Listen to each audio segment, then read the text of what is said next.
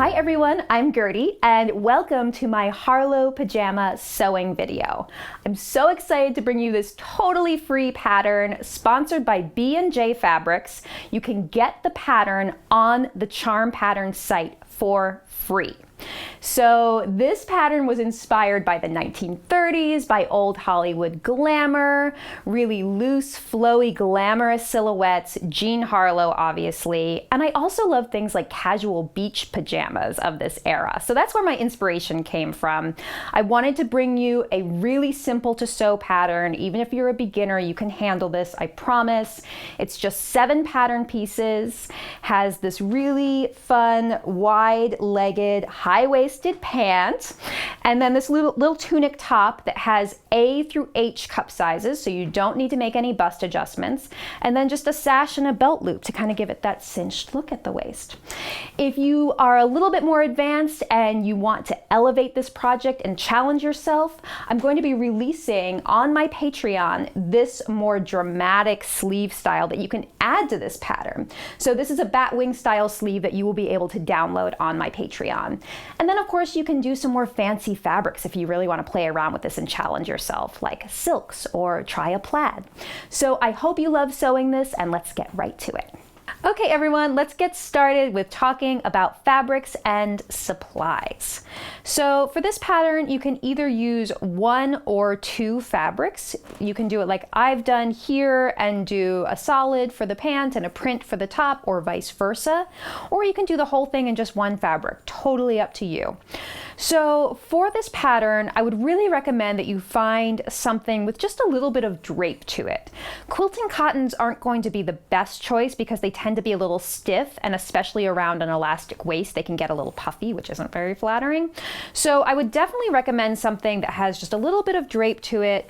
And for cottons, that means something like a nice lawn, like this one is. This is a beautiful Liberty of London Tana lawn from B&J, and you can see it just like drapes kind of nicely like that. So that's what you're looking for, is something that's just going to kind of like skim your body in that 1930s Hollywood way. All right, so cotton is great for beginners. If you want to amp it up a little bit, try a rayon. Rayon challis and rayon crepe, things like that, are really great for getting that very liquid drape. So this is a sort of pebbly textured rayon crepe here. I'm going to use this for the top and then the Liberty of London for the pant. So that's your fabric. If you're wondering about yardage requirements, just go to the instructions and it will tell you for all sizes and the different fabric widths that you might encounter how much fabric you need. Okay, so let's talk about other supplies outside of your fabric. You are going to need some thread to match your fabric. So here you can see this is a Metler Metro Scene thread. This is my favorite. I like to use all polyester thread for garment construction because it's very strong. So just find a few colors to match your fabrics. I have a navy here to match the crepe. This will match the pant. And then I might do some hand sewing with this because we're going to do a little frog closure. These closures are called frogs, which is very cute. So these are just sort of a faux closure that are going to be a decorative accent at the neckline. And you can buy them ready-made. The one that I put on this top, I did experiment with making my own, which was really fun. But you can just get these ready-made and it's super easy to just hand sew these on. Okay, other sewing supplies you're going to need elastic for your waist. 1 inch wide elastic is great, and you just need enough to go around the smallest part of your waist, so measure your waist, plus about 1 inch for overlap. So for all sizes, about 1.5 yards of elastic should be plenty. So you've got that, and then I always like to have one of these clear rulers on hand. This is a 2x18 gridded ruler. I use it for everything in sewing, so I recommend having at least one of those around your sewing room. And then 2 pairs of scissors. I have 1 for cutting my fabric, 1 for cutting paper to cut out the pattern with. And then just some marking supplies, because the top does have a dart that you're going to want to mark. So I have a tracing wheel plus some tracing paper. These tracing paper, I like to have a lot of different colors on hand for whatever different fabrics you may be using. So you can just use the sort of chalk coated paper that you find at Joann's. You know, Dritz makes it, Clover makes it. So something like that is fine. It just needs to be a contrast color to your fabric. And then of course you'll want to have your pattern. So like I said, you're going to go to the Charm Pattern site, download this and cut it out on your size line following the size chart. And I'm just going to warn you guys that the pattern that I'm using today is like an early draft that I've been testing with. So it's going to look a little different from yours. Yours will be all beautifully designed and have the little logos on it and all of that. So don't worry if it's looking different from what you see on screen. Okay, so once you have all of that gathered and ready to go, we're going to start cutting. So I'm really going to hold your hand through the cutting of this. So let's get our fabric laid out and we'll talk about how to cut each of the elements for this pattern. All right, I'm going to cut the top first in my rayon crepe. And what you're going to do is that for the top, you have two pieces that are cut on the fold. So I'm going to do a layout here that creates two folds, which is really fun. And if you're ever wondering, if you're looking at a piece of fabric and you can't tell which is the right side, sometimes you can tell by looking at the selvage, and there'll be these little raised dots along the selvage. They're like tiny little holes. The side with the bumps that feels bumpy to the touch, that's the right side of the fabric. So that can be a clue if sometimes the right and wrong sides look the same, especially with solids. You can't tell them apart sometimes. Okay, so what I'm going to do here is I folded right sides in, selvage coming in here and the selvage coming in here, so that I have the selvages meeting in the middle. And what I've done here is created two folds at the same time. Isn't that cool? So that's a way that you can cut out multiple pieces that are on the fold instead of having to lay out a long piece of fabric and keep cutting along the fold while wasting a bunch of fabric along the selvages. All right, so you can see the top back is going to go along one fold, and the top front will go along the other fold. And one thing I do want to say is that you can make them uneven. So the front is going to need more room than the back because of the dart and because it has the pleat at center front at the neckline. So it's fine to make one side wider than the other, but they need to be even up and down on each side. So I would need to measure it here.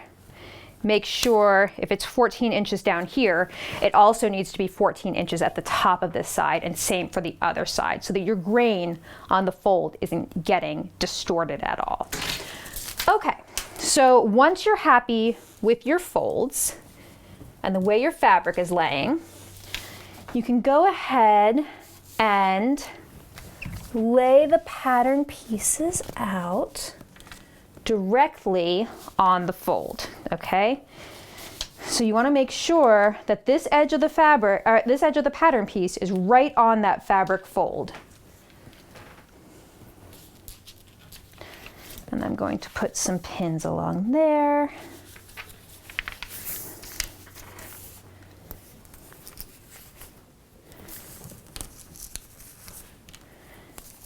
It's really handy to have a wrist pin cushion. People always ask me where I get these, and we do sell these on the Charm Pattern site, okay? And we have them in 6 colors, 2 different pinks, I might add. All right, so same thing on the other side. Make sure that the edge of your pattern piece that has that fold mark, which is a line with 2 arrows, make sure that that's right exactly on top of the fold.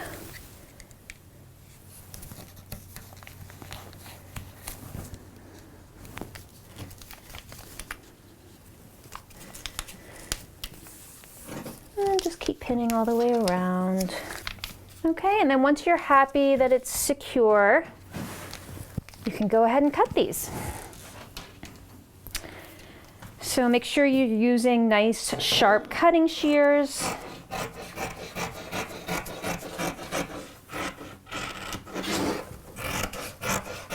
Or if you prefer a rotary cutter, you can definitely do that.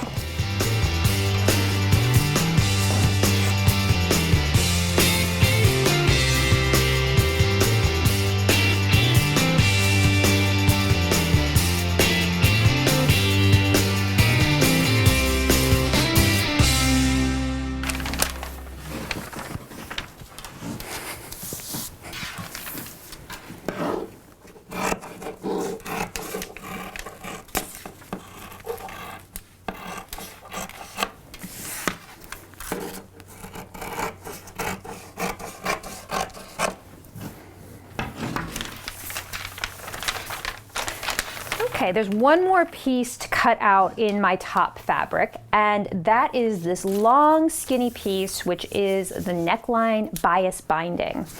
So you only need one of these, which means you just need a single layer of the fabric. So just get a single layer, like so.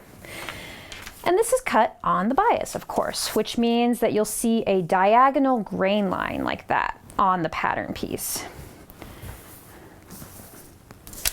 So you'll want to align that diagonal grain line so that it's parallel with the selvage of the fabric. So I'm just going to scoop this up a little here. There we go.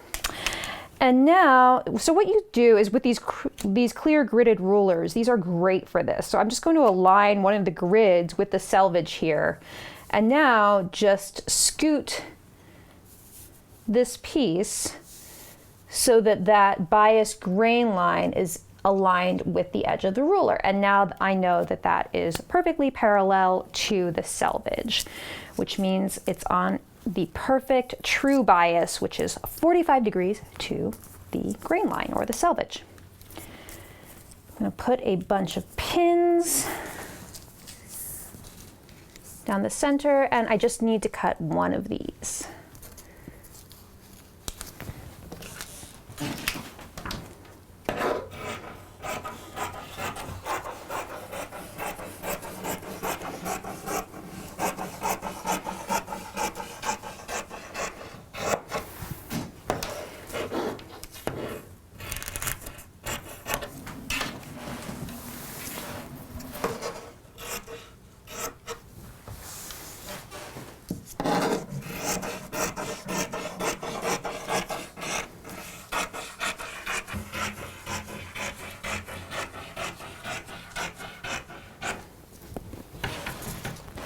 Okay, before we move on to the pant fabric, let's just mark our darts and any notches or any other markings we need.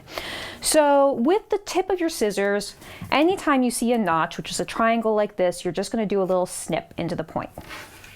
I always like to snip the ends of my dart legs like that.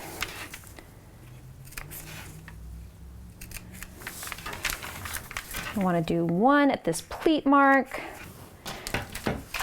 And then the other things that are important to mark on this piece are the darts, your belt loop marks, and this underarm circle. Okay, so let's just go over this together quickly. To mark a dart, you can use a tracing wheel and paper like this. With the chalky side down onto the wrong side of the fabric, you're just going to slide the tracing paper in between the pattern and the fabric. I'm marking the upper side now because remember I have folded fabric. I'm going to just go over the dart line with my tracing wheel. I just kind of go back and forth a little bit because it does take a little bit of elbow grease to get it to show. And then, ooh, tearing my pattern. But what I'm trying to show you is that you should be seeing a very faint line that you'll be able to follow with your sewing machine. And then you're going to do the same thing on the bottom because I haven't marked this bottom layer. So now you're going to put your tracing paper chalk side up, put it underneath the double layer of fabric, and once again go over your dart. And then just make sure that it transferred. And that looks good. So you're going to want to do the same thing with any circles like this. And if you want to just be a little sneaky, you can make a sandwich under, oh, and over at the same time.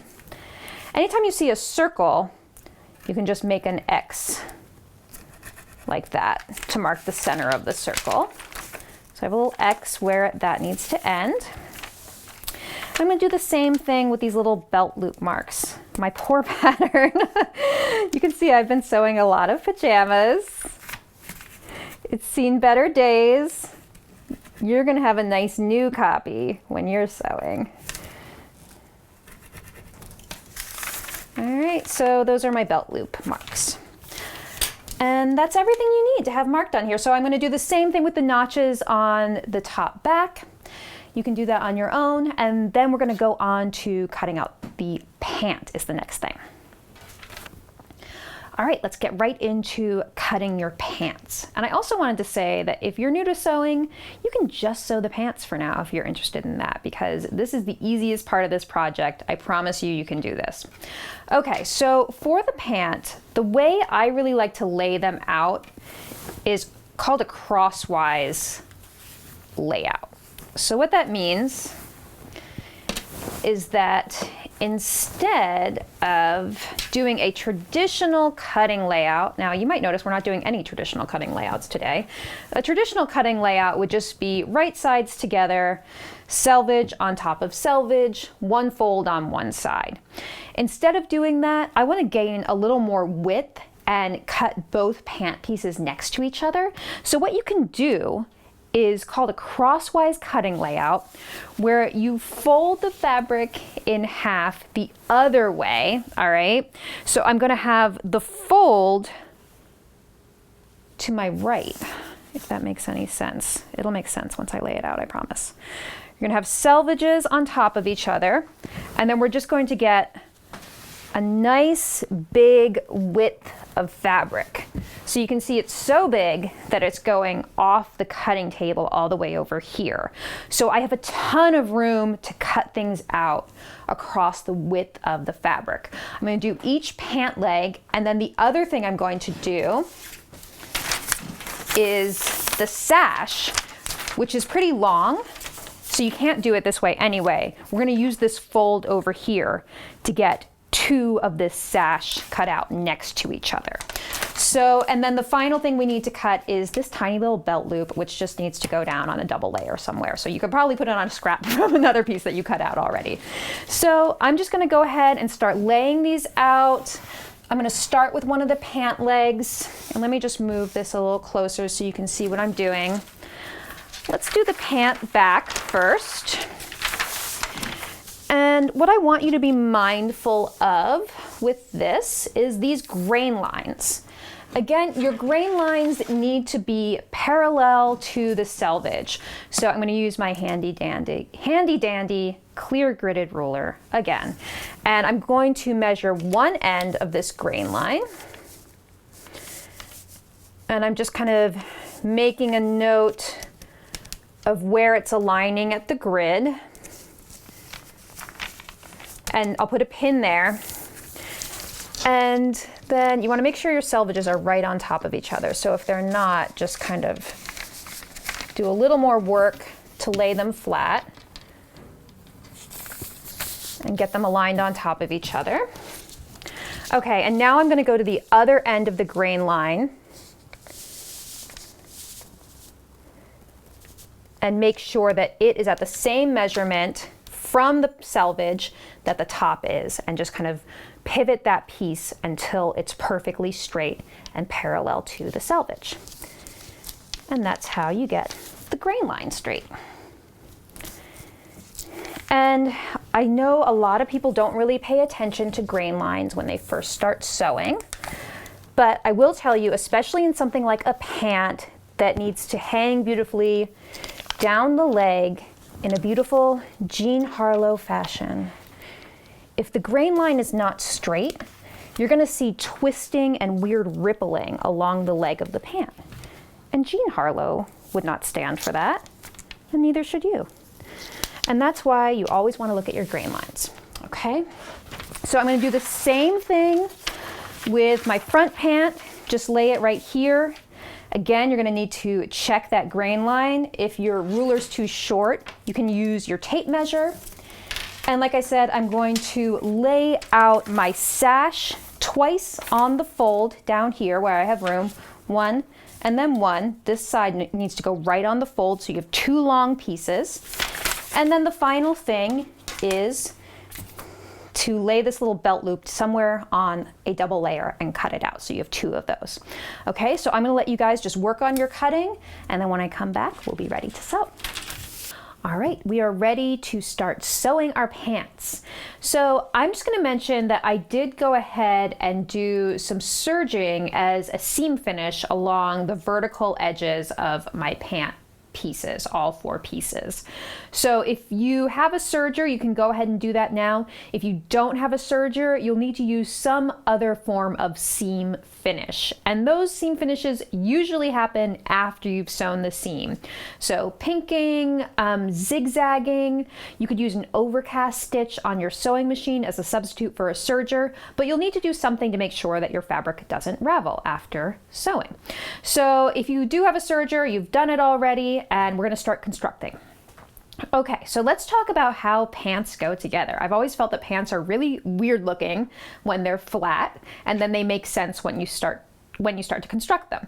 So I have a pant front right here, and the way you can tell it's the pant front is it has a shorter crotch curve. That's the term for this piece right here, this sort of curve right here, that's the crotch curve.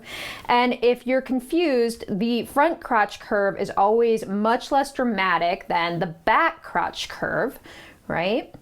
And if you're still confused, you can look for a notch. There's a single notch on the front crotch curve and a double notch on the back crotch curve.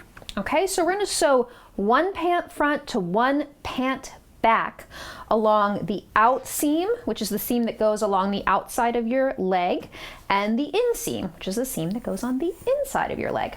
So you're going to take 1 pant front with 1 pant back and put them right sides together like this. And you want to be seeing the crotch curves match up like this. And they should look similar along the inseam and the outside, and that's how you know you've got the correct sides together. Okay, so you can just start to pin these along the inseam and the outseam. You're gonna match any notches that you made. And just put a pin every few inches like this. I like to put my pins with the head going out like this, so perpendicular to the edge, so that when I'm sewing I can just pull them out easily and put them back into my wrist pin cushion. So you're going to do that along the inside and then also the out seam. Okay, so we're going to pin both sides of that. Next thing we're going to do is go to the sewing machine and sew those seams. Okay, we're ready to sew our pant seams. So you can start with either the inseam or the outseam, it doesn't matter. I'm gonna start at the bottom so that my pins are on the top here. And all of your seam allowances are 5/8 of an inch. So make sure you're using a 5/8 of an inch seam allowance and a regular stitch length, which is about 2.5 to 3 millimeters on your machine. Okay, so I'm gonna start backstitch at the beginning and end of all your seams. And I'm just going to sew these nice long straight seams.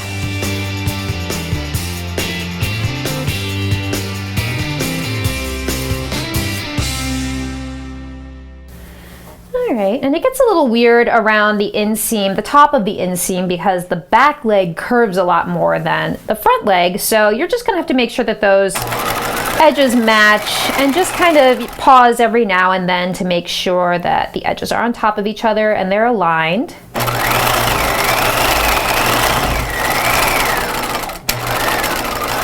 And then when you get to the end, you're going to backstitch again. Okay, make sure your needle's all the way up when you finish your seams, and then we're just going to trim close. Okay, there's one inseam. So next thing we're going to do is the out seam on this pant leg, and then we'll be able to press both of these open. So again, just backstitch at the beginning and end. So this is one pant leg sewn. So you would repeat the process with the other pant leg, and now we're going to press these seams open. So come on over to the ironing board.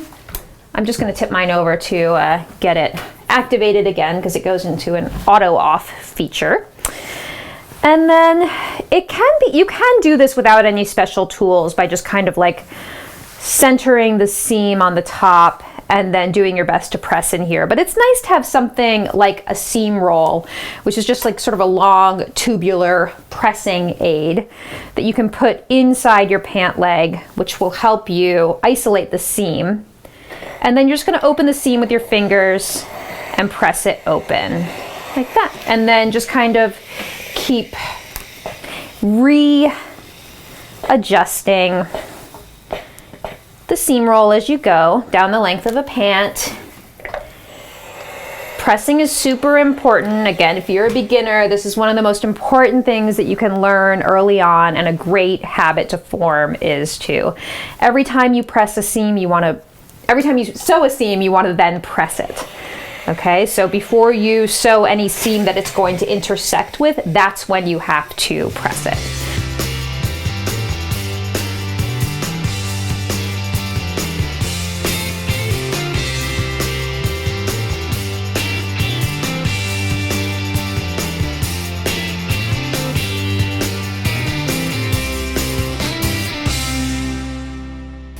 All right, but there we go. There's one pant leg sewn and pressed. So you're gonna turn it right side out.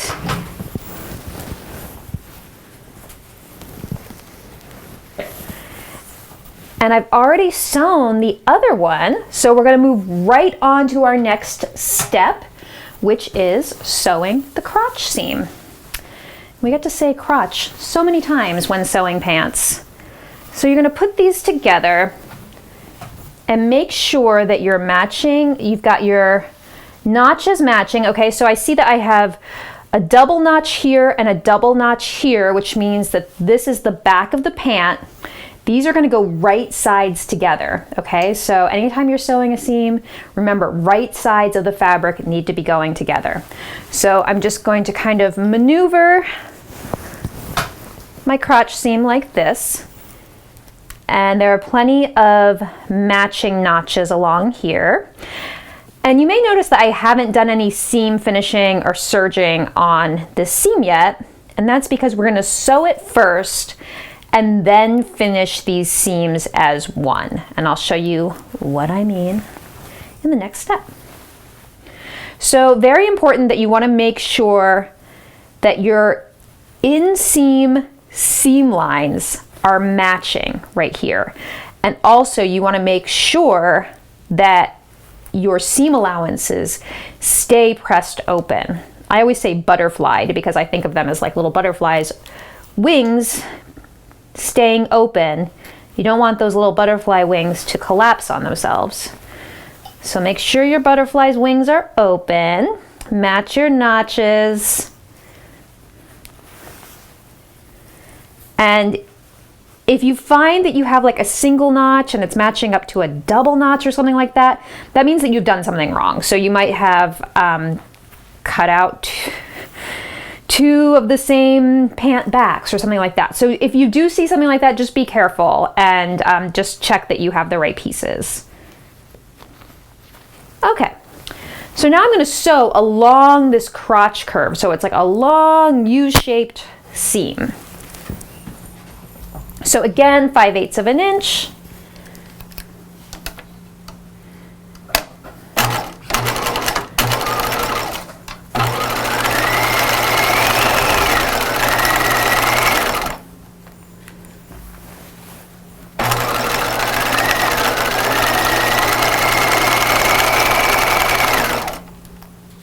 Just sew all the way around.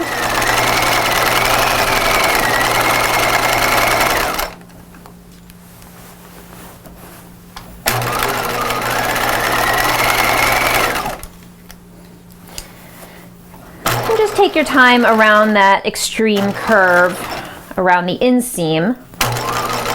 Take your pins out, make sure your butterflies are open. There we go. And now we're sewing around a curve in the other direction. So just take your time. If you find it challenging to sew curves, just keep checking that line for your 5/8 of an inch seam allowance.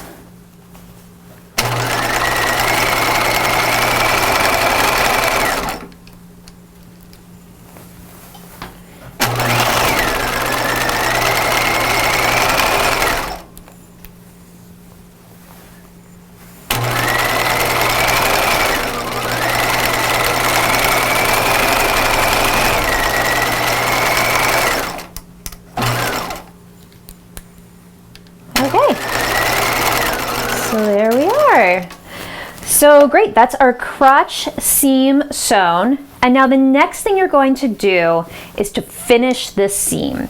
So the way I'm gonna do it is I'm gonna go to my serger and I'm gonna trim these really close and finish them together on the serger as one. If you don't have a serger, you're going to trim these seams together, okay? So we're not pressing this open. They're gonna get finished together and then pressed to one side. If you don't have a serger, what you're gonna do is trim this down, the seam allowance, both together, trim it down to about 3/8 of an inch. So trim away about 1/4 inch and then finish these together as one using whatever seam finish you are using. So after you've trimmed, you could go and do your zigzag or your overcast stitch, or if you want to keep it simple and use pinking shears, you can do the seam finishing with the pinking shears and the trimming in one go. So go do your seam finishing and your trimming, whatever method you choose, and then look, we've got pants. So the next thing we're going to do is put in the elastic at the waistline and then hem the pants and they're done. Okay, you've finished your crotch seam allowances as one and then press them both to the same side. It doesn't really matter which side as long as the entire seam is going to one side. And then we're ready to do our elastic casing in the waist.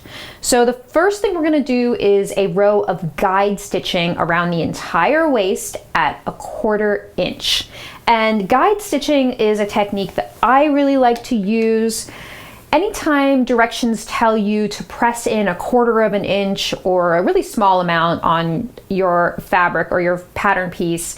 It can be really annoying to try to measure 1/4 of an inch and press it in at the same time, and also kind of dangerous. I don't know about you, but I always burn myself when doing things like that. So I learned this technique many years ago called guide stitching, where instead of pressing at 1/4 inch, you're going to stitch at 1/4 inch and then use that 1/4 inch guide stitching to help you press rather than having to fiddle around with a ruler as you're pressing. And it just makes all the difference for me. So hopefully you will find this helpful. Okay, so you're at 1/4 inch, and for me, that's the edge of my presser foot, all right? So just a straight stitch. My raw edge of my fabric is aligned with the edge of the presser foot. And I'm stitching all the way around the waistline of the pant. Now you're gonna need to make sure that these seam allowances stay open. So if your presser foot starts to kind of like collapse them in on themselves, you can just stop with your needle all the way down, lift up your presser foot, and readjust those seam allowances. Okay, I just met up with my previous line of stitching where I started, and now I'm gonna go over to the ironing board. And I'm just going to turn in that 1/4 inch using the stitching as a guide. And your stitching should be turned just to the inside of the garment. Get that out of the way. Whew. Okay, so you're just turning that in. Use the stitching as your guide. So your stitching is just turning right to the inside of the garment.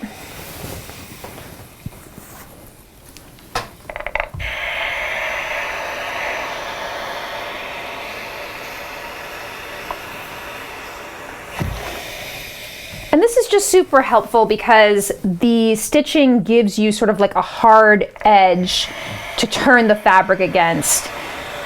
And I just find this super easy to do this way. So try it, see if it works for you. If not, you can always use like one of those little hem gauges or something like that to measure 1/4 inch and turn it in. But I really like this method.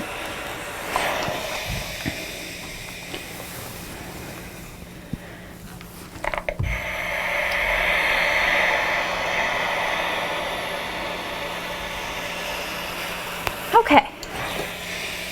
Our next step is to turn the top of the waistline in again 1.25 inches this time. So this time I find it easy to just use one of these clear gridded rulers to do this. It's really just those tiny measurements, like 1/4 inch. I find it so challenging to use a ruler and press at the same time. So for this step, I'm just going to keep kind of measuring. I'm going to lay out a section and then measure along the top like that. And I'm just going to keep turning in 1.25 inches. So this is essentially our casing that we've created. 1.25 inches is just enough room for 1 inch wide length of elastic to thread through there comfortably. And we did that first row of stitching so that we would have a nice clean finished edge at the bottom of the casing.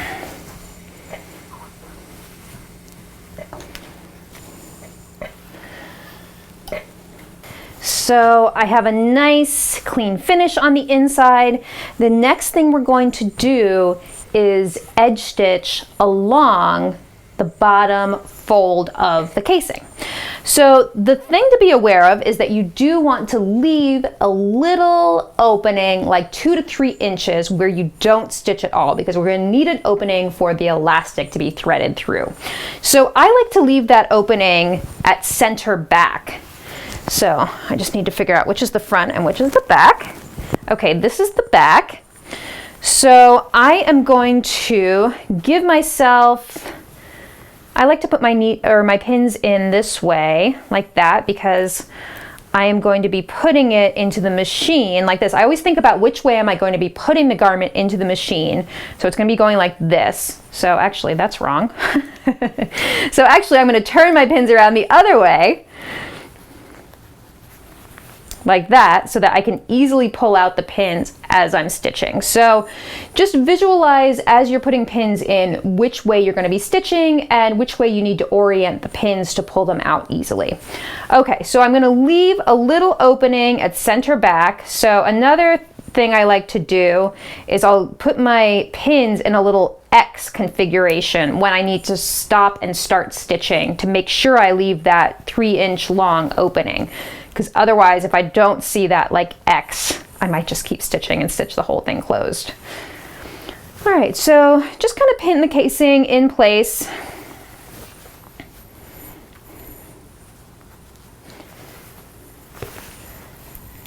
And then we're going to do a little line of edge stitching along the bottom fold.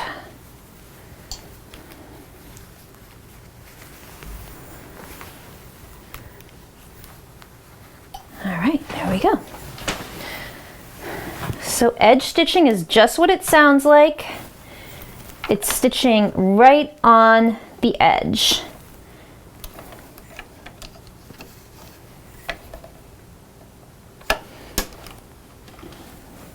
About 1/16 of an inch away from the edge.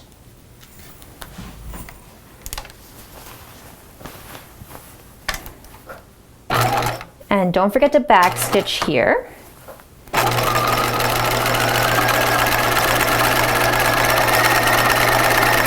And I'm going to stitch all the way around the casing, edge stitching that lower edge of the fold in place. Okay, I just came to my X'd set of pins. So I'm going to stop stitching. I back stitch before I stop stitching. And you can see that what I have here is an edge stitched casing with an opening at center back. Okay, and this is where I'm going to thread the elastic into the casing. All right, now that we've sewn the casing and we have the opening for the elastic, now you're going to measure your elastic. I always like to have you measure it on your body rather than give you a measurement, because this should be tailored to your body and what you find comfortable. So keep in mind that these pants come to the natural waist, which is the smallest part of your torso, or where you, if you do a little teapot, that's where you bend. Okay, so they're high-waisted, very vintage, so that's where you're going to measure the elastic. I also like to just measure with the elastic rather than, because we all have hang-ups about numbers and measuring and all that, so you don't even need to know what the number is, just use the elastic.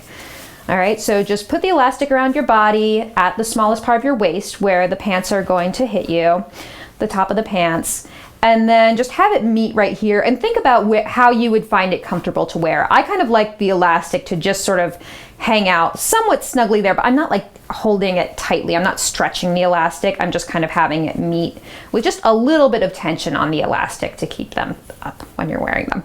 Okay, so about right there. And then I'm going to add an inch to that so that I have an overlap, and then that's it. And then I just make a little mark with my thumb and I just cut it. All right, so then you can just double check it. And yeah, that's about right. So it's going to overlap by an inch, and we're going to, when we sew the elastic together in a ring. And first we need to thread this into the casing. So you're going to grab a safety pin. Oh no, where'd it go? Here it is. Okay, here's my safety pin. And I'm going to fasten the safety pin on one end of the elastic and just use this to thread it through the casing. So you're just going to come into that opening right here, and you just kind of have to keep scooching the safety pin and the elastic through this casing. And it can be a little fussy when you have to go like through, like tunnel through the side seams, like with all those seam allowances there. So if you get stuck there, you can just kind of like open it up again, like kind of open up the tunnel, pull the elastic back a little bit, and then try again. So this part can be frustrating, but not that frustrating with a casing that is wide enough. So that's why I give it an extra 1/4 inch, so you have a little extra tunneling room. Now that your elastic is completely tunneled through the casing, you can overlap it by an inch and then pin it in place.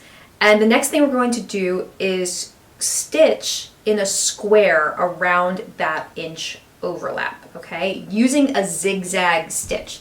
So you want to change your machine settings to a zigzag. I usually do mine about like 2.5 to 3 millimeters wide, and then just keep it at your 2.5 millimeter long stitch length. Okay, so I'm just going to kind of place this elastic loop over my free arm extension on the sewing machine, and then just start stitching around the edge of the elastic. You can back stitch. All right, so I'm going to stitch until I get to where the elastic overlaps that cut edge, and then I'm going to pivot. So with my needle down, I'm just going to swing the elastic around, and again when I get to the edge, I'm going to pivot this way,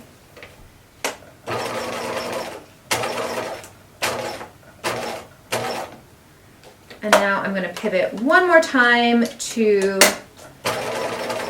complete the square.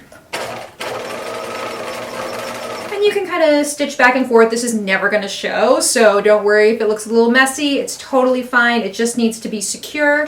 I sometimes like to do another round, another square around there, just to be secure. So if you want, you can do one more little square of stitching with a zigzag. And having that full inch overlap will give it some stability, which is great.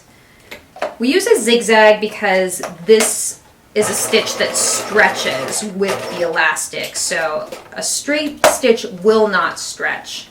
It will break when stretched. But a zigzag has an accordion kind of effect where it can expand and retract. Okay, so once you feel like you've got a nice secure square of zigzagging there, we're good to close up that opening. So what you're going to do is let the elastic just completely get hidden in the casing. And I like to kind of pull the waistband out like that to just kind of evenly distribute those gathers around the casing. And then the final thing we're going to do is just close up this opening right here. So you're going to change your machine back to a straight stitch. Very important. You don't want to start stitching with that zigzag. Though it happens, you can just take those stitches out if it does. And you're going to just kind of continue this edge stitching along the fold. So just kind of overlap where your last row of edge stitching ended. All right. And just kind of pick it back up again. Is this the right pedal? Yes, it is. Okay. And don't forget to back stitch. And just kind of hold this taut and close up that opening. So like I said, you're never going to see the elastic or that zigzagging you just did. And now you can trim all these threads.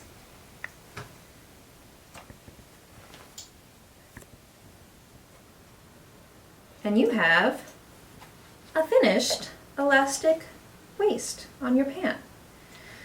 So again, just final thing I would do is just kind of evenly distribute all that excess around the waistband. But look how cute. Okay, so the final thing to do on the pant, these are seriously so easy, is to just do the hem. So I'm going to show you how to do a super simple doubled 1/4 inch hem. I would recommend that you go try your pants on, especially if you're not sure of the length. These were grafted a bit on the longer side. I thought that I might want to wear heels with them sometimes, like a little boudoir slipper, very Jean Harlow. But if you're not going to wear heels with them, or if you're not very tall, you probably need to take some off the bottom. So try your pants on, turn them up where you want them to end, and then give yourself 1/2 inch extra beyond that, and just make a straight cut where you want to trim them off, if you want to trim them off. Okay, but I have already shortened mine. I know I'm not going to be wearing these with heels, so I took 1 inch off of mine, and now I'm just going to do a row of 1/4 inch guide stitching around the hem. So remember that guide stitching we did around the waist? We're going to do the same thing around each pant leg. So I'm using the edge of my presser foot right here as my guide for the 1/4 inch.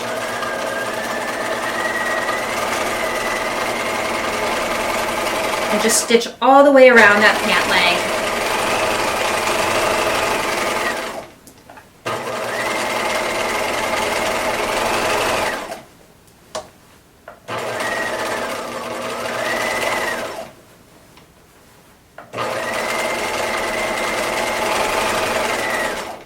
I'm just stitching with the wrong side up so that I can make sure my seam allowances stay opened up. But it doesn't matter which side you stitch from.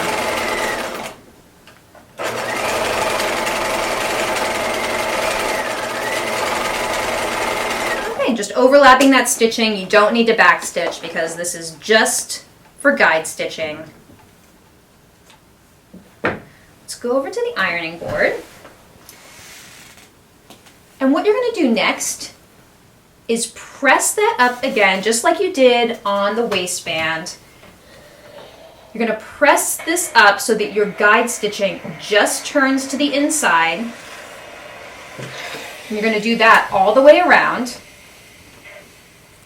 And then you're going to do the same thing again. So you're going to turn it in another 1/4 inch so you have a doubled 1/4 inch hem. And it's going to be super neat and tidy looking on the inside of your pants.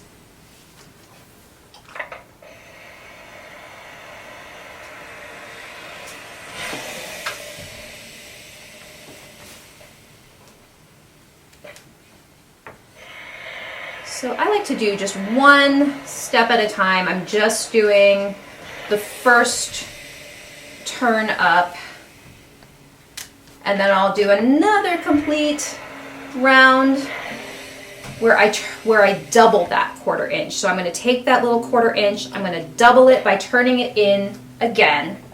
So you have a 1/4 inch doubled with no stitching showing, and it's just going to look super nice and neat on the inside of our pant. The final thing we're going to do is edge stitch along that fold, again, just like you did on the casing of the waistline. So a lot of good foundational skills in this project. I really love to use this hem on dresses, full circle skirts, anything like that where you need a tiny little hem. This is a great, very clean finish for your hem.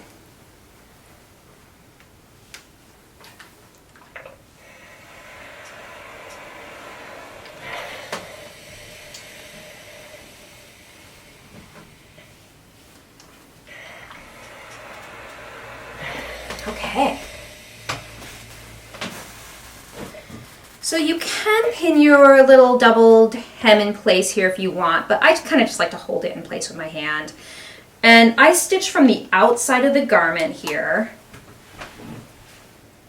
using a 1/4 inch seam allowance. If you prefer to stitch from the inside, that's totally fine. It really doesn't matter either way. It's just what you're more comfortable with.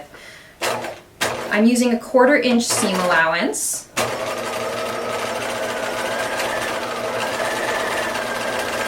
And just make sure that it's catching your fold on the inside, and it is. So that's why this can be a little easier to do from the inside. So if you're feeling like you need to see the fold, definitely do it that way.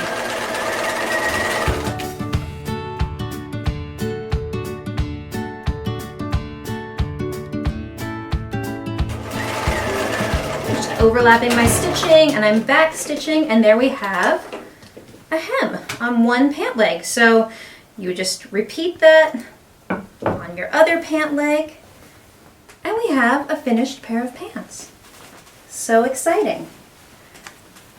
So these are going to be so cute. I love this print.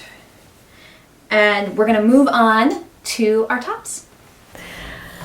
All right, everyone, we're ready to start sewing our tops. So the first thing you're going to do is your darts on the top, front, and the neckline pleat.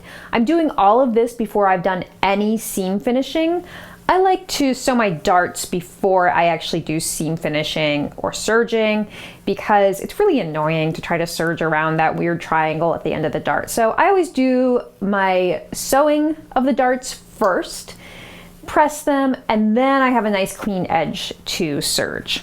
So to sew a dart, and this is just like a subtle bust shaping dart. It doesn't need to be super fitted to the bust. As you can see, I have like a lot of ease in this top, but just to give extra room up to an H cup, we do have a small dart right here.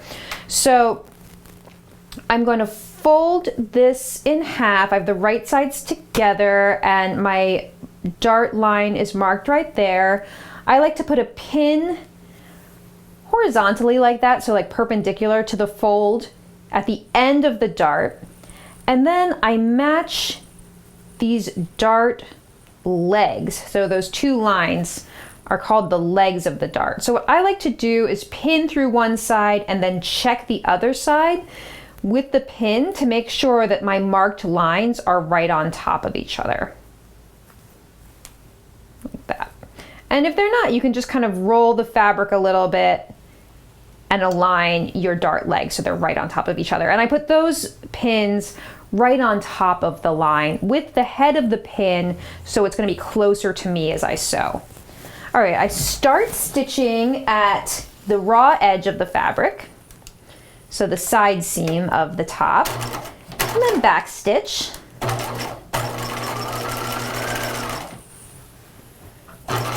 And sew along that marked line, taking your pins out as you go. And when you get to the point of the dart, just gradually, very slowly come off the fabric. Put your needle in the up position, and then just pull out a few inches of thread. I didn't back stitch. I'm going to leave myself a few inches, and then I'm going to tie this off, and that just gives you a neater look at the end of your dart so that you don't have a pucker from back stitching. So I'm going to do a double knot and then trim close, and the next thing I'm going to do is press my dart down. So I like to use a tailor's ham for this. These are really handy if you're doing any kind of garment sewing. I really recommend having one of these. Place the garment over, oops, and I'm going the wrong way. Place the garment over the ham like that, and you're gonna be pressing the dart down towards the waistline. And just press down like that, and the ham just helps mimic the shape of the body, the curve of the body right there. All right, so I'm just gonna continue to press my dart. I've already sewed my dart on the other side, so I have two nicely finished darts. And before I do my serging, I'm just gonna quickly make that little neckline pleat, this cute little detail right here that also gives this top a little bit of blousiness. So you should have two little notches at your neckline, and these form an inverted box pleat. I find it handy to also have a center notch. So what I would recommend is to take those two notches and match them to each other, fold it like this, and then at the fold, which is the center point between the two notches, just make another little snip. And that will give you a mark, sort of a guideline for where you need to fold these notches into. So you're gonna take one side, fold the notch into the notch you just made, pin it like that, and we're working from the right side of the top, by the way, that's important. And then fold the other side in.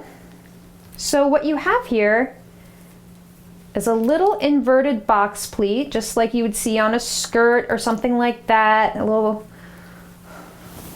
uniform skirt or something like that. You have a little inverted box pleat, okay? So now that I've pinned it in place, I'm going to do a line of stitching, just basting, so you can even just do like a long machine stitch at 1/4 inch. All right, so put this in your machine, use a long machine stitch because you'll probably want to take this out later because it's probably going to show after you put the binding on, or it might show. So you're just going to stitch down the box pleat so it stays in place for the rest of construction.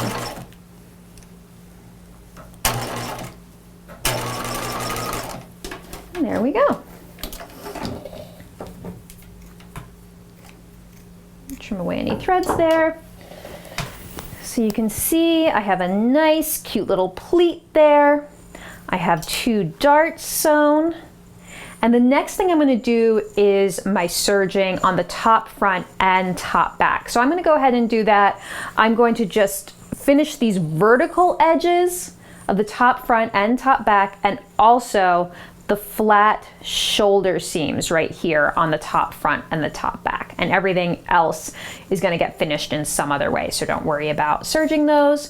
So I'm going to go ahead and do that, and then we're going to come back and start to put the top together with the shoulder seams and the neckline bias binding. Okay, I've gone ahead and serged my top, so I did the shoulders and the entire vertical side, both sides, and I did the same thing on the back. So what you're going to do is you're going to take your top front with the pleat formed, so the right side is facing me, and I'm going to take my top back, oh that's upside down, take my top back, and I'm just checking which is the right sides. I'm going to put it right sides together at the shoulder seams, and we're going to sew these shoulder seams together. So right along these little short flat seams, you're going to pin those together, and then we're going to sew these and press open. I'm going to do both sides. I like to leave the side seams open until after I've done the neckline binding, because I just feel like having the side seams open just gives me like a little more room to work. Okay, so we're going to use a straight stitch at 5/8 of an inch. Oops, I'm on a long basting stitch still for my pleat, so watch out for that. Use your regular stitch length and your 5/8 of an inch seam allowance.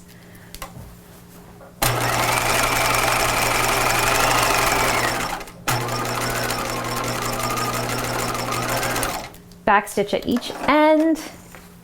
Same thing on the other side.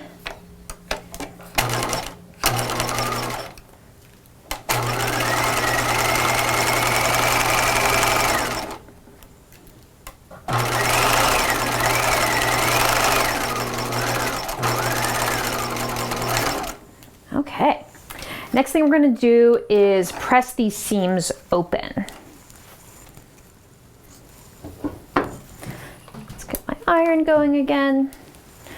The hand can be really handy for things like this too, where it's just nice to have like a little bit of a raised surface to press on rather than trying to press it flat, which can create some like wrinkles and ripples accidentally.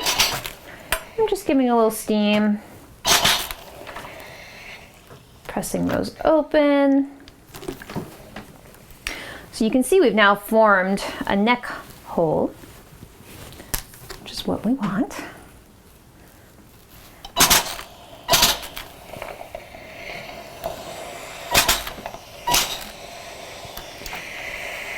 Okay, and now we're ready to finish that neck hole with our bias binding. So I'm super excited to show you how to do this. I actually ended up also cutting my bias strip out of the print that I did my pants in, because I was thinking it would be a lot easier to show you with the contrasting colors rather than having it blend in. And I actually think it looks really cute, so I'm glad I did this. All right, so your first step is to take that piece, that bias strip, and you're gonna sew it into a ring, right sides together. So take those short little ends, and we're just gonna sew a little seam here at 5/8 of an inch. And backstitch just as you normally would. It's just a tiny short little seam. And we've created a ring with our bias binding. And what we're gonna do next is press that seam open.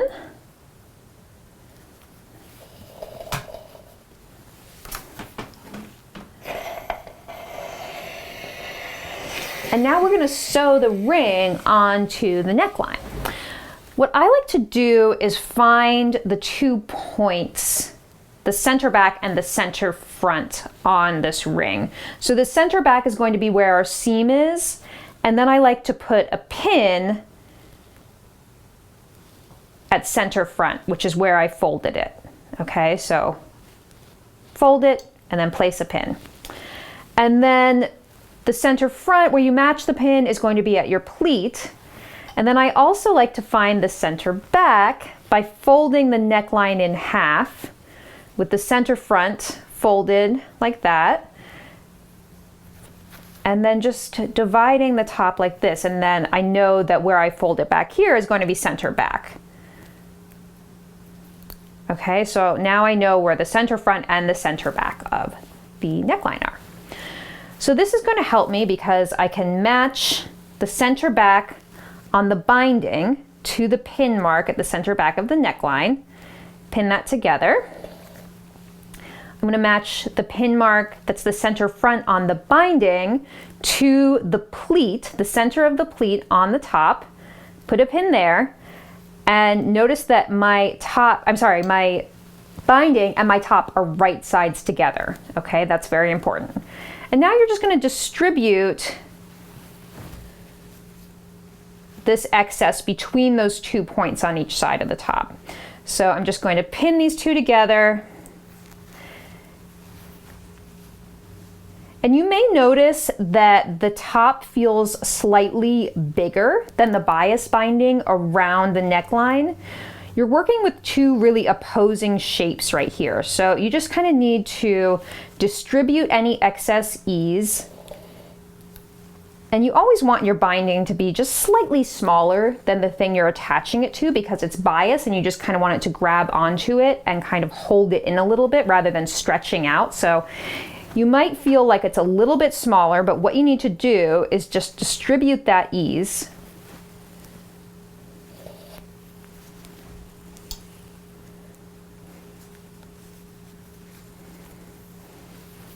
If you've ever sewn like lingerie or anything like that, you'll recognize this technique from like sewing the waistband on underwear or something like that. You have to like create quarters and match up two things that aren't exactly the same.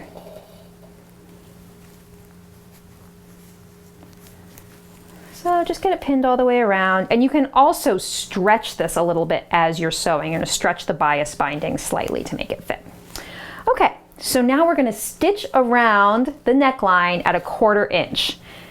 And I like to start at the seam on the bias binding.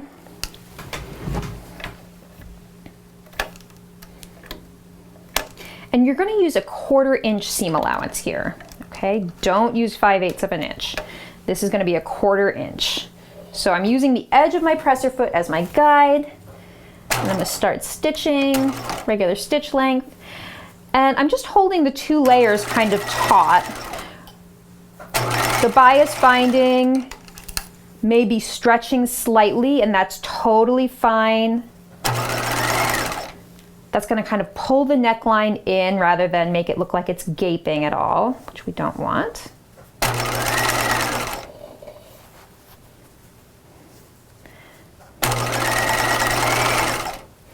So I'm going to go like that all the way around the neckline, and then we'll come back and I'll show you the next step on the ironing board. Okay everyone, I've done the first step of the bias binding, which is to just sew it once around the neckline, right sides together at 1/4 inch. Now we're going to press in several steps. Again, it's nice to have your ham as like a little raised surface here. And I like to work from the right side for this just to get a nice crisp pressed seam right here. So what you want to do is everything is getting pressed up towards the edge of the bias tape. The seam allowances are going up. So let me just fold this down so you can see what I'm saying. Seam allowances are up, and now I'm just going to flip the bias binding up that way and then just kind of press it up like this and do that all the way around the neckline.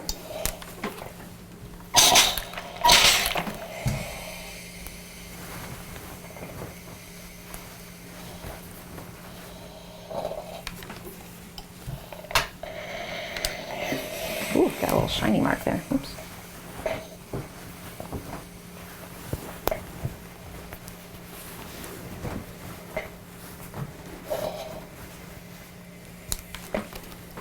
Let me just turn this temperature down a little bit.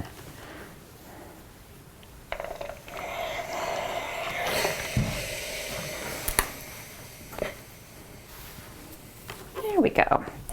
Okay, so the bias binding is pressed up. The next step is to take that edge and turn it in to the inside of the garment. And you can start to see how this is going to start to form this beautiful little finished edge here.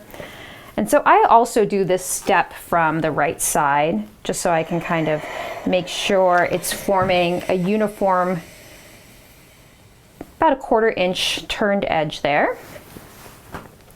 We're going to do this all the way around. And just take your time with it. The thing about bias binding is that it really stretches and can change shape to conform to a curve. So you should see it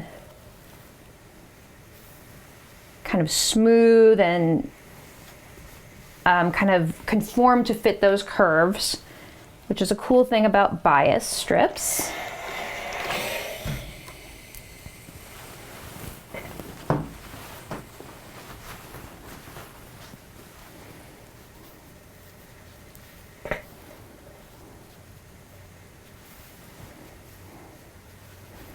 Just kind of keep folding it in and pressing. It looks so cute in the contrast. I'm really glad I did it this way. Little print. So if you want, you can also use ready-made double fold bias tape here, but obviously you're not going to get custom fabric.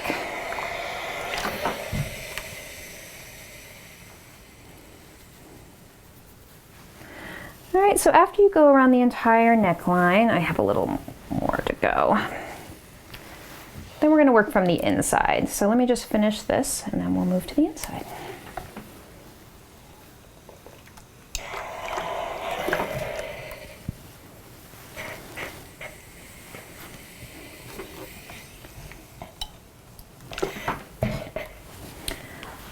Okay, final-ish step is to go to the inside of the neckline.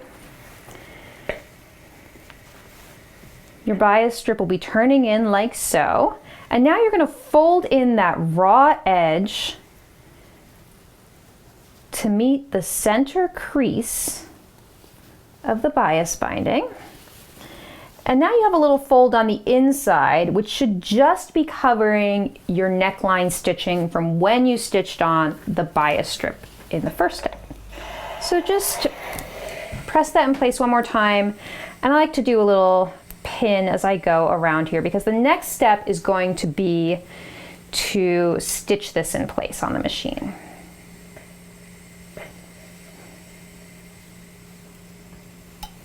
So I'm going to keep going around the entire neckline, keep placing pins like this. The head's coming out this way, and then our next step will be at the machine.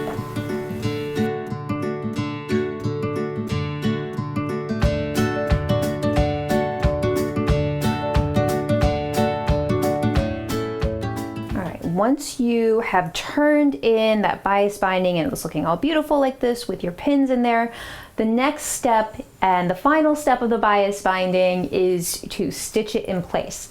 And we're going to use what's called a stitch in the ditch, which means that we're going to stitch right inside that little ditch formed by the seam line on the bias binding where you originally sewed it on. So this is a great stitch to hide your stitches, because if you get it so that it's oriented right in between that seam line, then it will disappear into the fabric.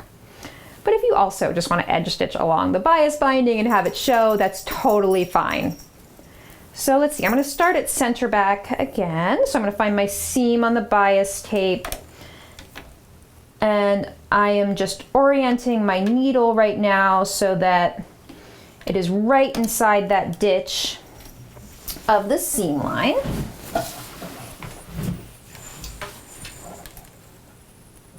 Oh, woo. All right, now I'm gonna back stitch. Be careful at the beginning. I'm gonna back stitch, and then just what you're looking for is you want to make sure that your needle is right in between the two fabrics right there. So right where your original stitches are. And you also want to make sure that you're catching the bias binding on the back there. It should be, because if you pressed it correctly so that it's covering the seam line, then you should be catching the folded edge of your bias binding back there. But you'll just want to check as you go to make sure that you are. This can be a delicate process.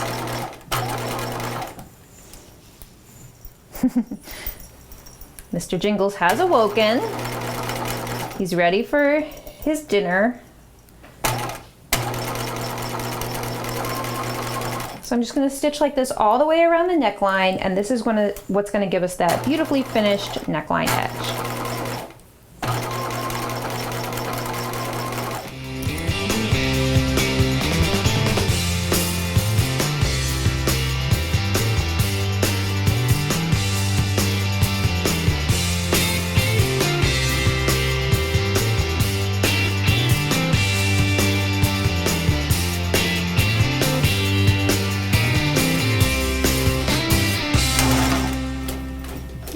I met up with my stitching where I started, and you'll just want to make sure again that you caught the inside fold all the way on the inside. And if you didn't, it's not a huge deal. You can go back and fix it. Just take the stitches out where they're not caught. But look how lovely that looks. Beautiful little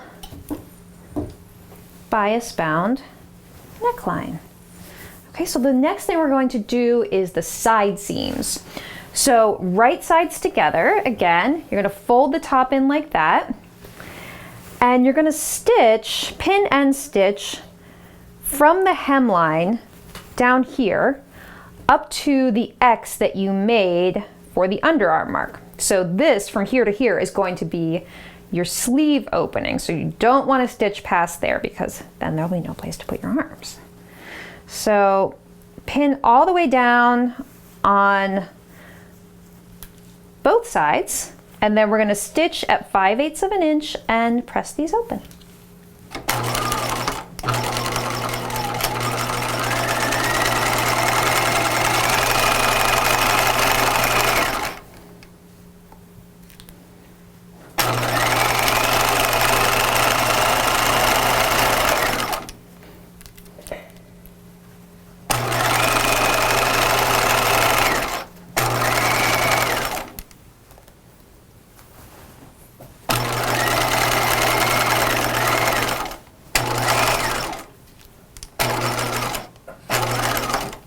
Okay, just back stitched at my X mark. There's one side seam sewn, and I'm going to do the same thing on the other side. Both side seams. All right, so I'm just going to put this over the ironing board like this.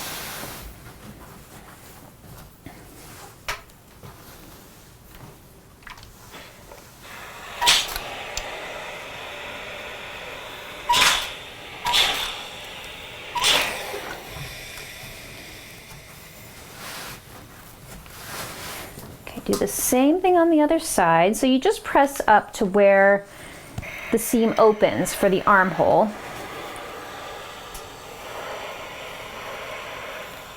Like that.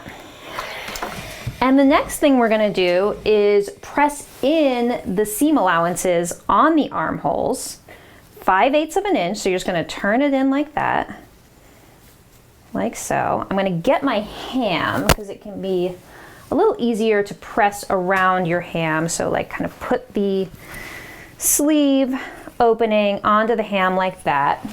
I'm going to grab my ruler. Woo, there's a poodle figurine. And I'm going to just measure that I'm pressing in 5/8 of an inch around the armhole or the sleeve opening. Kind of confusing what to call this because it's not really a sleeve, it's like a little cap sleeve, but you can see it still forms like a little cap sleeve kind of thing. So we're just pressing in that seam allowance, and then I'm going to go to the machine and edge stitch around there. So let's finish up pressing, and then I'll meet you over at the machine. Okay everyone, so you have finished pressing in the edges of your cap sleeves, those little sleeve hems right here. And now we're just going to top stitch these in place at 1/2 inch. It's a little tricky just because this is just a V shape at the bottom here. So I'm just going to talk you through how you would sew this. It's not like your usual sleeve opening. So I like to start at the shoulder seam, which is right here on the very top.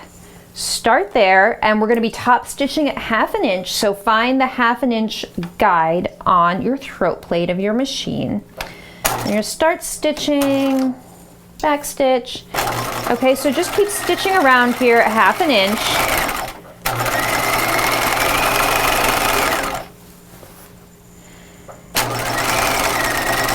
And what you're going to do when you get to this little V shape at the underarm is you're going to stitch down about 1/2 inch past the sleeve opening. So just keep going past where it opens up and then pivot, okay? So we're going to create a little square shape at the bottom here to hold the seam allowances in place. So your side seam allowances are pressed open, and we're just top stitching everything in place. So I'm going to come 1/2 inch past the seam line there, pivot again. So now I'm sewing up the other side of the sleeve opening. So that's just a super easy finish for a cap sleeve like this.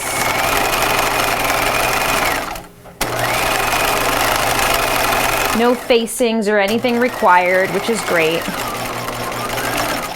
And I'm going to back stitch where I started my stitching. So that's it, so easy, right? That's the sleeve hem. You're gonna do that on both sleeves, obviously. All right, so there's your little sleeve hem. You're also going to hem the bottom of this top, and just do it the same as you did the pant legs, okay? So 1/4 inch of guide stitching, turn that up at the guide stitching, and then turn it up again, another 1/4 inch. So you have a doubled 1/4 inch hem, and then edge stitch along the fold. So you just have a little doubled 1/4 inch hem at the bottom of the top. All right, so we're moving right along here. The next thing we're going to talk about is your belt loops, which hold your little sash in place. So these belt loops look like this. Tiny little rectangular pieces. Let's get the top out of the way. These are super simple to sew. You just need to press them first. So right sides together. I'm sorry, wrong sides together, guys. I take that back. Wrong sides together, okay? You're going to fold the wrong sides in, and you're going to fold it in half lengthwise and just press a fold up the center of the piece. Now you're going to open it out again. And now you're going to take each edge and fold it in to the center crease that you just made on both sides. So if you've ever made your own bias binding or anything like that, this is exactly that same process.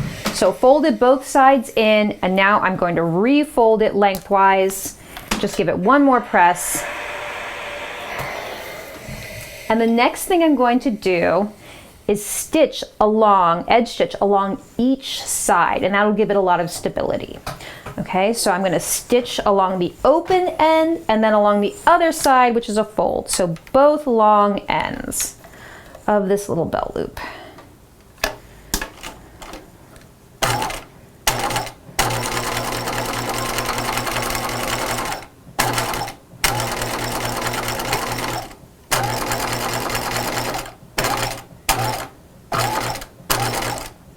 Okay.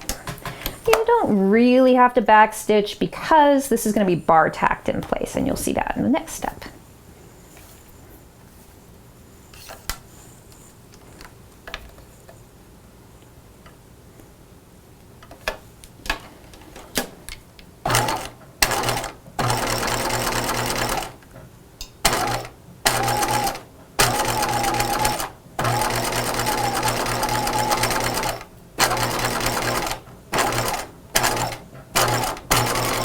Okay.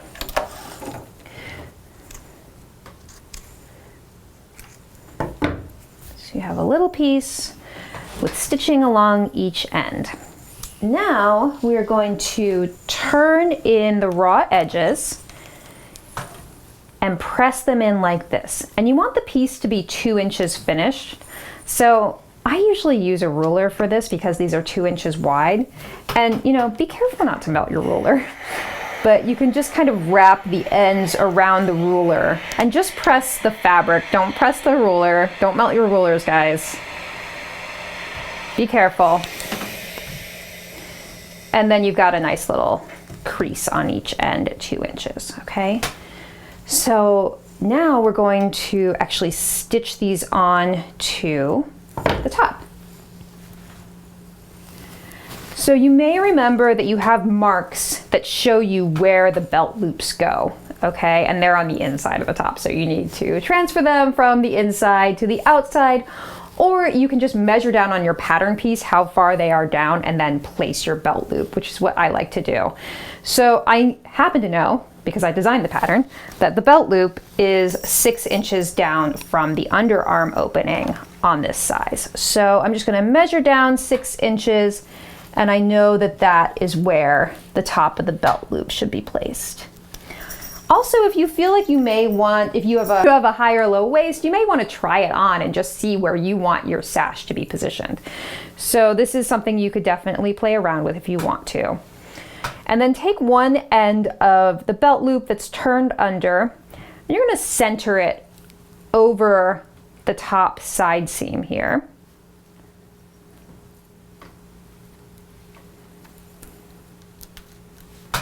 And then make sure the other end is folded in. And we do have some long ends underneath the folds. Don't worry about those right now. We are going to trim those away after we do our bar tacks. Okay, so see how I have my belt loop pinned right on top of my side seam. The next thing we're going to do is go to the sewing machine and use a bar tack setting. So your machine may have that. All it really needs to be is a very tiny zigzag with very short stitches. So I put my machine at about 1.5 millimeters wide. So that's your width setting, 1.5. And then for the stitch length, you want to be really low, like 0.5 millimeters, okay? So what you're going to have is a tiny little zigzag that's really condensed, all right? So we're gonna stitch, top stitch on each end of the belt loop. You're gonna create this bar tack.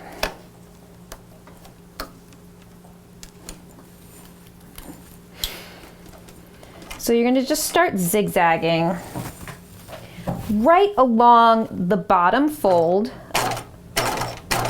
of the belt loop, and you can back stitch.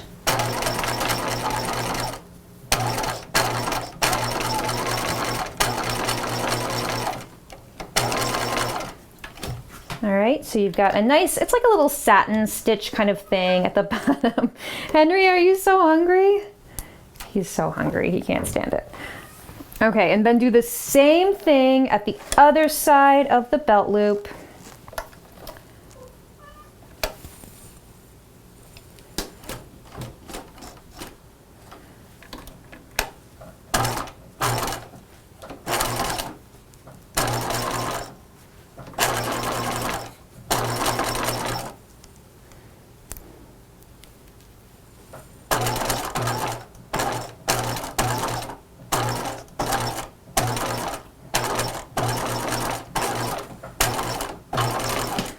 Okay. Also, if you don't have a zigzag on your machine, you can easily do this with just use a straight stitch, and maybe you want to do a couple rows of straight stitches right next to each other for stability. But this isn't like a rugged pair of pants or something like that where you're going to worry about your belt coming out and like breaking your belt loops or anything. So don't stress too much about this. All right, so now that this is stitched on, you're just gonna come underneath the loop with your scissors. Be very careful here. You don't wanna cut your beautiful top, and just trim away any excess of the belt loop underneath there. And it won't fray because it's so close to that zigzag stitching. And that's it, that's a belt loop.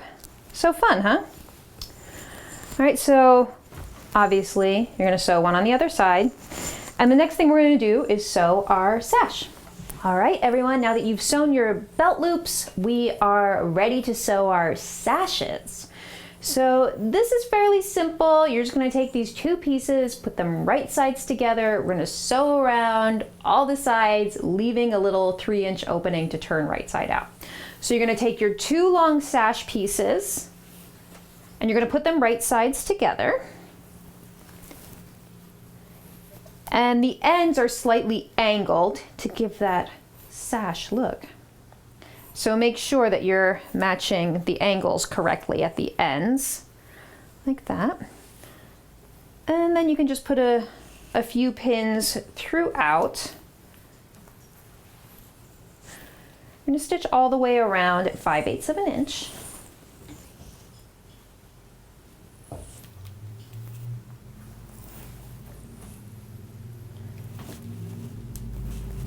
Remember that you need to leave an opening. I like to leave my opening in the center back just because I feel like when we go to hand stitch that, it's not going to be as noticeable that there was an opening there. I don't know. I just like to do it that way. Plus, it's easier to turn two ends right side out from the middle rather than trying to do one long end. That's just my feeling about it. All right, so just a few pins throughout. And then I'm going to start kind of towards the middle on one long end. And this is where my 3-inch opening is going to be. So I'll give myself a little crossed pins right there. I always think of it as like skull and crossbones, like do not cross here, because I never remember if I don't have some little visual marker telling me not to keep sewing. Okay, I'm going to start stitching here and back stitch. I'm at 5/8 of an inch, so this is just long, easy breezy sewing. Going to pivot at each corner, obviously. Keep sewing.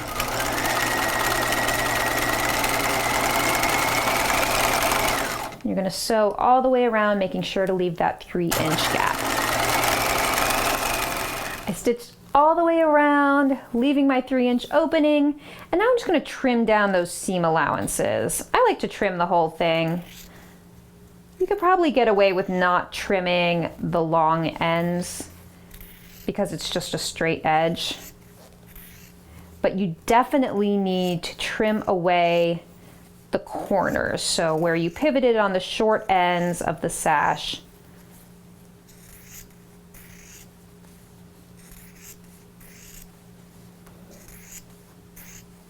so you're just going to trim away any excess, trim away those corners.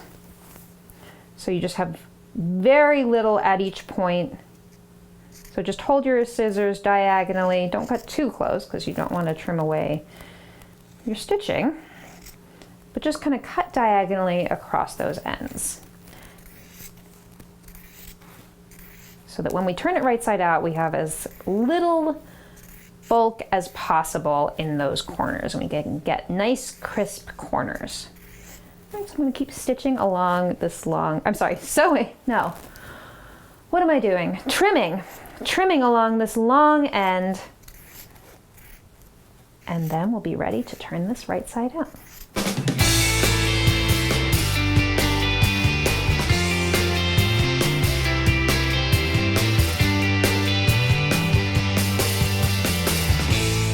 Now that you've trimmed away the seam allowances from your sash and from the corners, you need to turn it right side out. So I'm going to show you two methods for turning this right side out. One with a fancy tool called the fast turn, and I love these, so I just want to show you how great they are, but they are a little pricey, so especially if you're a beginner, you're probably not going to want to invest in a set of these. But if you do a lot of sewing, and a lot of sewing like this where you have to turn things right side out, these are super handy. So I'll show you how this works. You're going to insert the tube, the large one, into one end of the sash, and then you'll have the end of the sash covering the end of the tube, and then you take this little wire bendy thing with the pigtail on the end, and then you put that up the tube, and then you just kind of like have to corkscrew it through the end of the fabric like that. So it's coming up through the fabric, but it's very fine, so it's not going to damage the fabric. And then you just pull through like that. So cool, right? So that's obviously the easiest way to do this. And these are great. Like I said, a set of these is pretty pricey. I think it's like $50 a set. So if you're not ready to invest in something like that, you definitely don't need to. You can use a chopstick or a knitting needle or something like that with a slightly dull end. So you're going to take the other end of the sash, the one that is not turned out yet, and you kind of have to separate the layers like this. Come on, layers.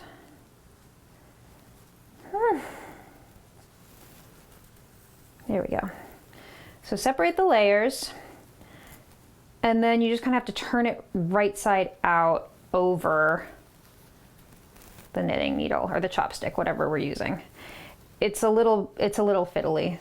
So you can see why, if you do a lot of sewing like this, or just a lot of sewing in general, and especially like tiny little tubes and stuff like this, these come in different sizes. So they even have little tiny sizes to do the spaghetti straps or that kind of things with. So they're super handy, but this works too.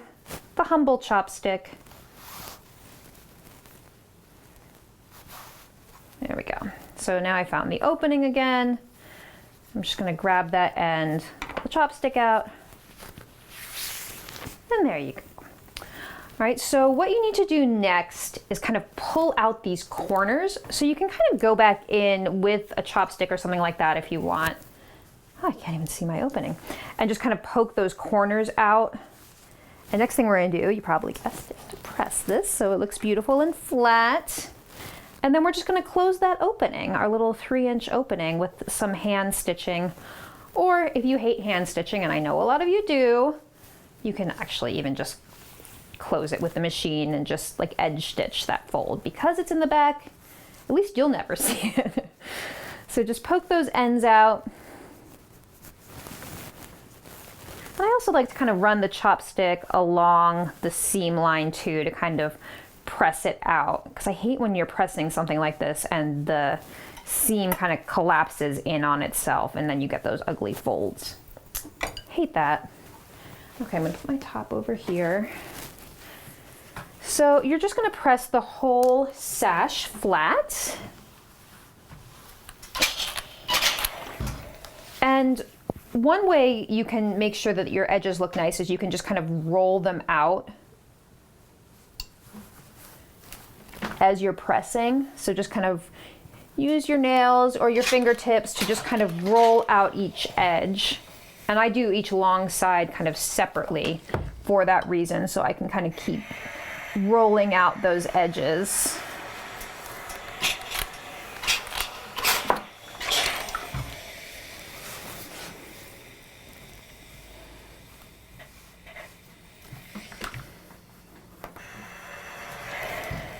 And this is my opening right here, so I'm just going to turn the seam allowances in evenly and press it flat.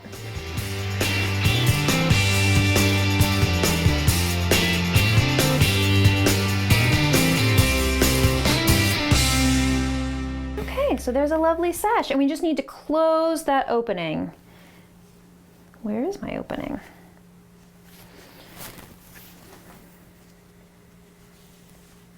I really can't find it.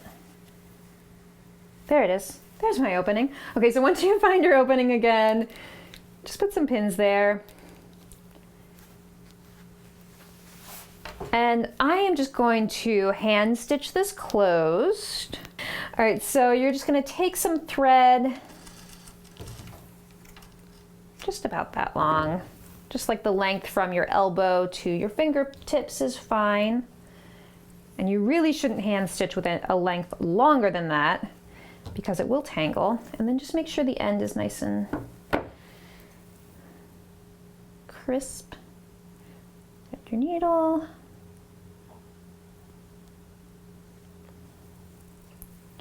And then you're going to knot the end.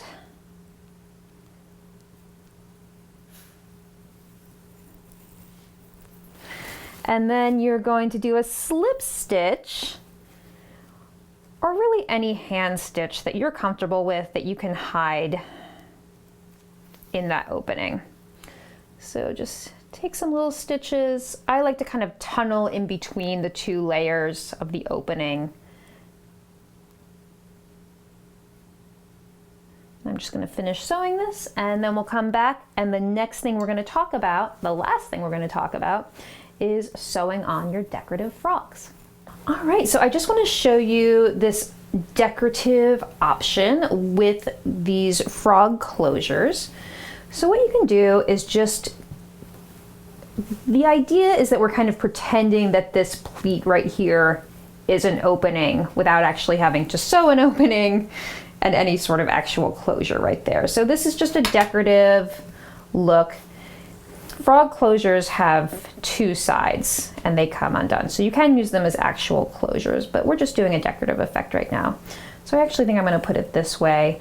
And we're pretending that this would be our center front opening, right? So I'm just going to place one about a 1/4 inch. You okay, Hattie? Hattie's coughing. A 1/4 inch below the binding. And you might be able to see here that this is where I was talking about we can remove that basting stitch later on from when you did the pleat. All right, so you're just going to pin each side of the frog in place.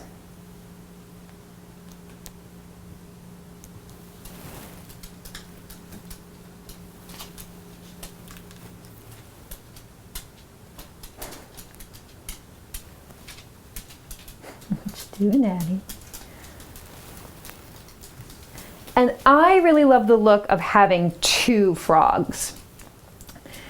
One of my inspiration photos was a pair of 30s pajamas that Kate, I think her name is Strausten, she's a fashion historian. She posted them on her Instagram account, and it was this kind of look with two decorative frogs on top of each other like this. So you can kind of, play around with the spacing. It's really up to you. There's no function behind these frogs. So you could try them a 1/4 inch apart like that. You could try if you wanted to do one a little lower, but I think I like them a little bit closer together like this.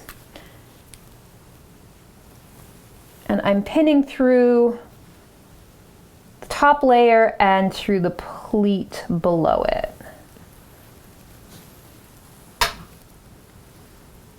And you're just going to make sure that you have the correct sides of the frog, like you don't have one of them flipped the opposite way from the other.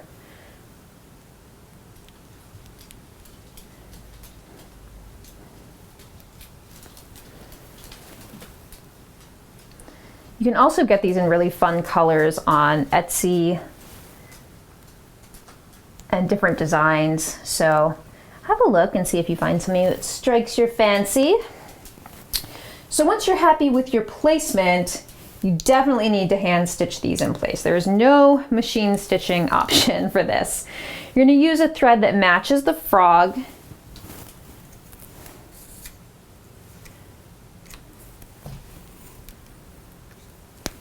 And thread your needle.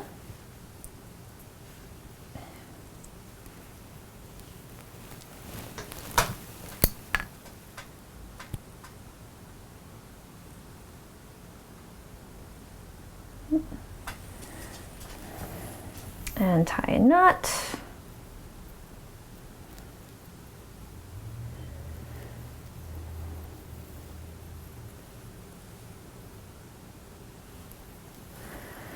Okay, and we're going to stitch around the edges of each frog. So I'm going to come up from inside the top, and I want to make sure to just be grabbing onto the edge right here. So next I'm going to, now that I've anchored the thread in the edge of the frog, I'm going to take a little stitch into the blouse like this, and then come up again underneath the frog just into the edge like that. And when you pull it, it should disappear. Your stitch, you shouldn't see your stitching because it should just kind of melt into the top. And there's this little ridge on the edge of the frog where your stitches will kind of disappear. You don't want to stitch any closer into this satiny part of the frog because you will be able to see your stitches there.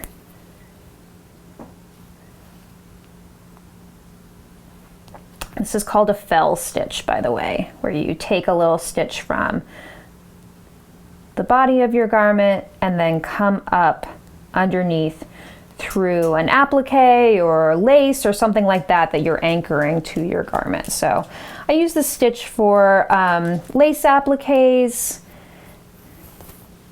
and other decorative effects like that. So we're just going to keep stitching all the way around each frog like this. So just take your time. As you can see, this is going to be a little bit of a task because I'm going to want to keep kind of turning this around, and you can just kind of, once you have these anchored where you want with your pins, you can just take it to the sofa, relax, watch a TV show, and just spend a little time with this. And then your pajamas are done. All right, I'm still doing my hand stitching on my frogs, but I just wanted to show you how cute this is looking. I've threaded my sash through the belt loops over here so you can see how cute this is. And I did want to mention, I don't think I mentioned in the intro, but you can also, you don't have to do a tie in the front. You can also do a really fun thing with these ties where you just kind of pull them around to the back like this, and then use this to kind of cinch the top and the back. And then you just get a nice smooth front with just a little bit of a cinch effect at the waist, and you can tie a little bow or something cute like that in the back. So I just need to finish stitching my frogs on, and then we're done. Okay, my pajamas are done. I'm so excited about the 30s beach pajama vibe of this pair. And I have just really enjoyed making a lot of different versions of these pajamas. And like I said, you can really elevate it with fancy fabrics or go more casual.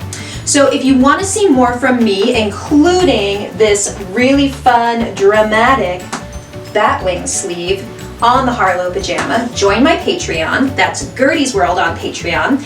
And we also do monthly videos here on YouTube, long form sewing tutorials called Gertie's World. So don't forget to subscribe to my channel. All right, I'll see you next time. Goodbye.